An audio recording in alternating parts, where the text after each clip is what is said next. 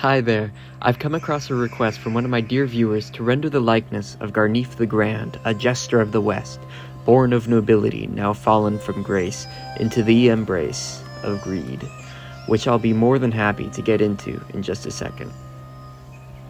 If you haven't seen my content before, this series is a world-building project for a fantasy world ruled by goblins. It's created by names that viewers leave in the comment section of my videos. From those names, I create a character design as well as some lore around the character, usually in the form of a few paragraphs or of a story, tying them all into the same universe. For several years now, I've been building this world on TikTok, but recently I've started making long-form content on YouTube. In order to help me get my footing on here, I'd really appreciate it if you could like, subscribe, or maybe even comment a name for another character for a video. So anyways, back to this funny guy. For the bare bones of this design, I wanted to stick to a very simple and conventional medieval jester character design. I have a few ideas on how to spice it up, but for the most part, a lot of jester characters are going to look very similar to each other. I've done a couple jester designs in the past, and I wanted to reuse some of those elements because I really did like the end product of these pieces. But I did want to change some aspects to really make Garneef his own individual character. The drawings on the screen are actually those pieces, by the way. They were part of a tattoo design commission I did, I think, last year. Anyways, I think it's about time that we can finally start to move on to the actual design process. As I block out this figure, I'm paying a lot of attention to this big belly that's mentioned in the original prompt. I love giving these goblins great big guts, especially if it's in conjunction with really thin, almost scrawny limbs. It just creates a really fun silhouette. I want him to look weighty and large, but also agile and muscular enough to dance around. Another aspect I wanted to focus on with this guy is this really prominent codpiece. Codpieces were a very popular piece of men's fashion in Europe during the 1500s, both in dress wear and in armor. They were initially intended as simply an armor piece to protect one's crotch area, though over time became extremely exaggerated in size as a way to emphasize the wearer's genitalia. One of the most popular historical examples of this can be found in King Henry VIII of England, who wore a very large codpiece with his suit of armor, as well as in his dress regalia. For this codpiece, I'm using the iconography of a grinning face, with a very prominent nose, so to speak. As much as I really do enjoy this design with the forked hat shape and this grumpy face that I based off of an old farmer guy I found on Pinterest, I felt like this sketch leaves a bit to be desired. I wanted a sense of dynamism, that this gob's full of energy. I wanted it all to be much more exaggerated. Gut, hat, face, and most of all, his codpiece. So I decided to start over, and immediately you can tell that I've turned everything up 100%. The pose, the gut, the nose, the butt, everything is much more striking. I'm also throwing a lot of jewelry into this design. Earrings and nose rings and bracelets. I want this guy to look as gaudy as possible. Along with that, I just keep changing and changing the design for the codpiece. It's a bit difficult designing this type of accessory, especially at this size. I must go through close to 10 redesigns when I finally settle on one that I like.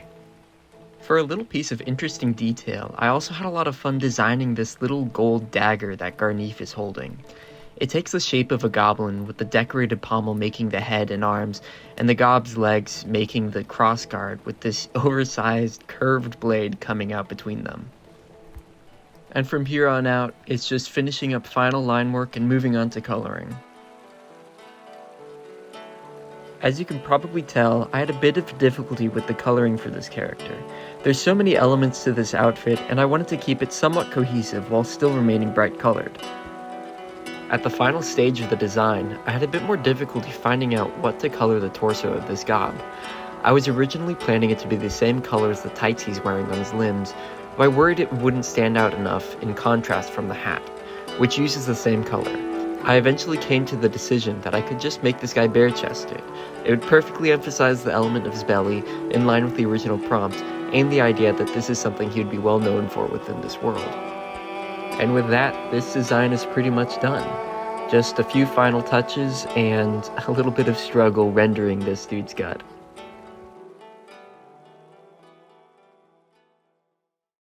The following is a cautionary tale oft told around the tavern hearth, warning listeners against lecherous behavior.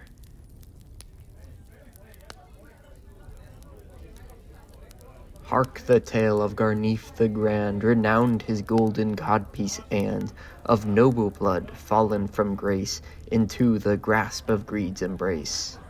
The heavi'st dancer of western lands, all envy this agile jester's hand. But none so more than Lord Gillabe, who from his bride was born a babe. With a nose as beaked as poor Garneef's, Gillabe so swore to cook his meats. A damning proof for his misdeed, the fool must answer for his greed. There is no doubt for this gob's guilt, and of the seed he surely spilt.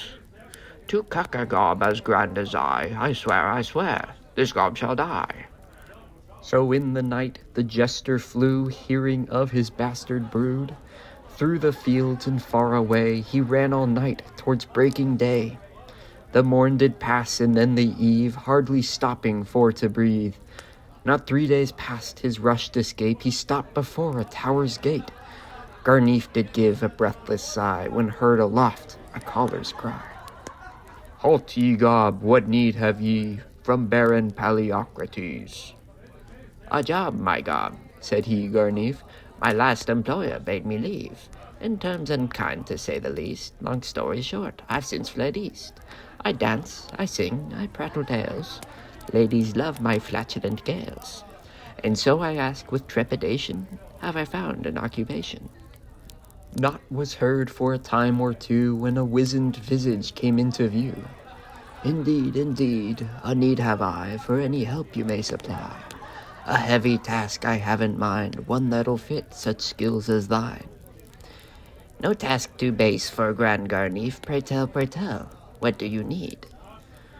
The Baron, he let out a sigh, cradled his head, rubbed his eyes. My many daughters, beauties all, 20 in total, fill my hall.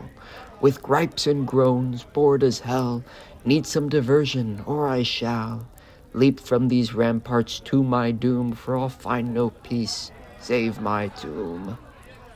A grin did split Garneef's green face, such luck he's found in this far place.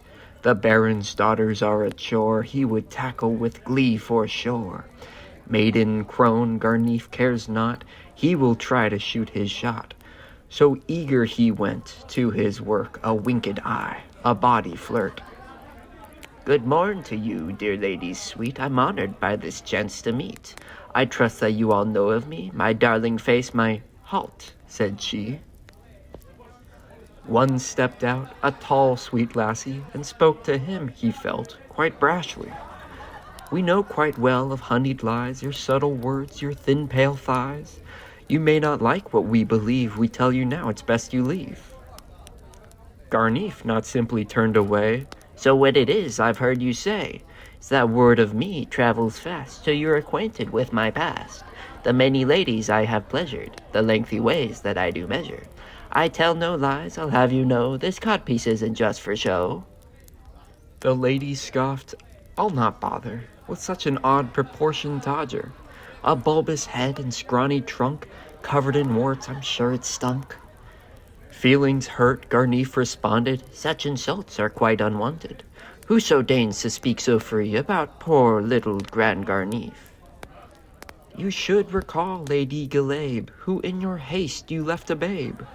We have since communicated, rest assured you are quite hated. The noble lady was kicked out of her husband's house, the lout. She was not your only victim, you have sired half the kingdom. We deplore your licentious ways, your great old gut, your ugly face. Now leave this hall, do not come back, we will return you in a sack. Face now slack from what he'd learned, Garneef had never yet been spurned. He gazed at them with big wet eyes, he knocked his knees, trembled his thighs. So judging from what you have said, y'all won't take me to your bed? For that, they freaking stabbed him until he died.